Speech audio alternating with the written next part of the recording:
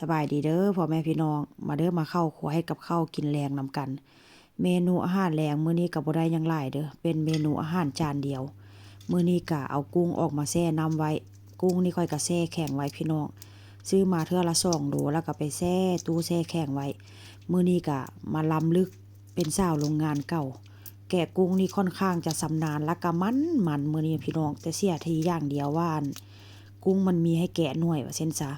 มื้อนี้ก็แกะกุ้งไปก็แบบว่าเพลินแล้วก็มันเลยล่ะและอีกอย่างคางมันก็ได้เด้อพี่น้องคางอยู่บ่นั่นคางกุ้งหั่นน่ะมีแต่เนื้อมันได้บางคนเด็ดทิ่มว่าซั่นซะมื้อนี้แกะมันขนาดเลยทั้งแกะมันทั้งเพลินแกะไปก็ล้ำลึกความหลังไปล้ำลึกหยังล้ำลึกคิดพ้อสภาพตัวเองไปเฮ็ดงานอยู่สมุทรสาครไปเฮ็ดงานอยู่เมืองไทยไปแกะกุ้งเนาะอยู่โรงงานน่ะพี่น้องเอ้ยเมื่อยอะแท้ว่าแกะหมดมื้อหมดคืนบางมื้อก็3มื้อ2คืนพี่น้อง แบบว่ายืนหมดมื้อหมดคืนเลยมื้อนี้ก็จิมาแกะแล้วก็จิมาเฮ็ดกับข้าวกับน้ำมื้อนี้ก็จิเฮ็ดกุ้งผัดกระเทียมใส่ซีอิ๊วหลังจากค่อยแกะแล้วค่อยก็จิมาผ่าขี้ออกเด้อพี่น้องเห็นบ่สังเกตเบิ่งกุ้งข้อยแต่ละตัวมันมีคางหมดเด้เพราะว่ารู้วิธีแกะพี่น้องรู้วิธีแกะแล้วก็รู้วิธีแบบว่าจ้งคางไว้หั่นน่ะเพราะว่าข้อยไปแกะอยู่โรงงานพี่น้องเขาเจ้าก็ แบบว่าจงค้างหักหัวจงค้างจังซี่ล่ะเนาะก็แบบว่าเอาสูตรมาจากโรงงานว่าซั่นซะสาวโรงงานเก่าเรื่องแกะกุ้งนี่โลเดียวนี่แป๊บเดียวโลหนึ่ง2โลนี่แป๊บเดียวพี่น้องแกะจนแบบว่ามันเพลินพู้นล่ะถ้า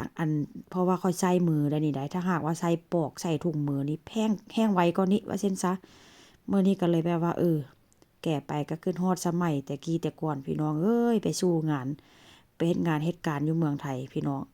มื้อนี้หลังจากแกะเอาขี้มันออกแล้วเรียบร้อยแล้วก็จิมาผัดกระทงกระเทียมได้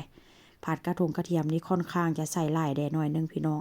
คือว่าหั่นล่ะกระเทียมนี่ใส่หลายแซ่บหลายใส่น้อยก็หอมน้อยพี่น้องมันแซ่บย้อนกระทงกระเทียมนี่แหละหลังจากผัดกระเทียมหอมแล้วก็จิเอากุ้งที่แบบว่าปอกเปลือกแกะขี้ล้างเรียบร้อยลงไปผัดแล้วก็จะใส่พริกไทยแล้วก็ใส่